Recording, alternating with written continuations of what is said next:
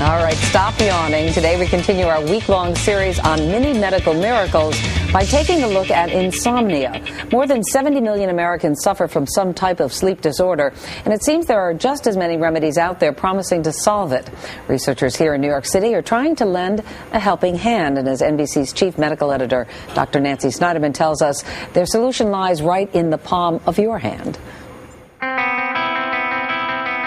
The business of catching some Z's is booming. It's the only sleep aid with 2 layers to stay asleep. But could something as simple as the temperature of your hands unlock the secret to deep sleep? Each time you inhale, I'd like you to imagine warmth moving into your hands all the way to the tips of your fingers. And as you exhale, say the word relax in your mind. Researchers at Weill Cornell Medical Center in New York City say yes. Basically, the idea behind the study is that the best predictor of whether you're going to fall asleep is an increase in your hand and foot temperature relative to your core. Warming up your hands draws heat away from your body, and a drop in body temperature signals that it's time to fall asleep. What we're trying to do is we're trying to emulate that. It's called temperature biofeedback. Through relaxation techniques, these researchers are teaching patients to warm up their hands. Feel free to use any visualization, like the warmth of the sun, perhaps warming your hands. The feedback comes from the lab's monitor, which tells them if patients are doing it correctly. Let the visual imagery be your guide. As your temperature goes up, you'll see the bar graph goes up and the animation continues to move. And eventually, once the technique is learned, they do it at home on their own. A lot of people out there are taking hypnotic medications when they could use a behavioral treatment that would successfully treat their condition, and it would be cheaper for them, it would be safer. Long term, it would be more effective.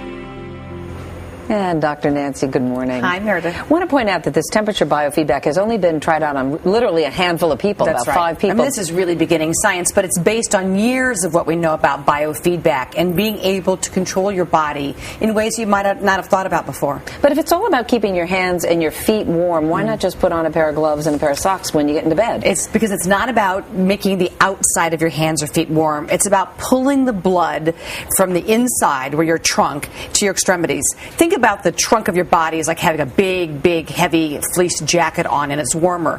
When you pull the blood into your hands, the skin is thinner, the blood gets cooled, then it returns to the inside of your body, cooler. That tells your brain you're cooling off, things are slowing down, it's time to go to sleep. Can people actually experiment with this at home at this point? Try meditating and thinking of your hands as being warm? The answer is absolutely. But what happens in biofeedback labs like this is that you get to be able to see, oh yes, this is how I'm doing it, this is how I'm making the connection. And so that biofeedback aspect of learning how to do those mechanisms gives doctors the science and patients the tool to do it at home. And what if you're on medication? Can you do it in conjunction with medication? Or right now the answer is yes, but what we're hoping to do is take a sleep-deprived nation and basically wean people off medicines that are really just supposed to be used for short-term use anyway. They're not supposed to be used every day. Biofeedback can be used anytime you need it. I'm going to try that because I'm one of those people. And this is going to be presented in June. This is science that's going to stand up. Dr. Nancy, thanks very much.